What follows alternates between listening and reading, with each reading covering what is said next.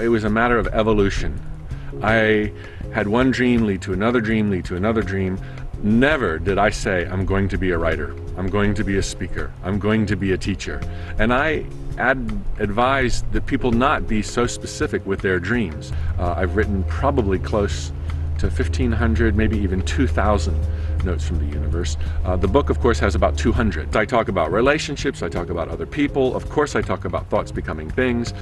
For me, that's the equation that sums up all life. In my opinion, that is the universal equation that all quantum physicists are looking for, that ties together the physical and the metaphysical. I think people are attracted to my message because it resonates with inside of them. You know, there is, I hold fast to this, there is a truth about reality, about the nature of our reality. It's not wishy-washy, it's not maybe, it's not sometimes, there's absolutes.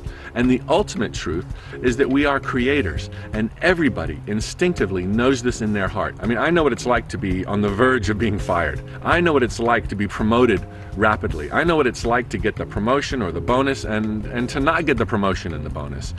So I feel like I'm really well grounded when it comes to being a teacher to people who have, you know, everyday, work-a-day kind of jobs. I see it all as an opportunity to be more, and I see it all as part of the reason that I'm here.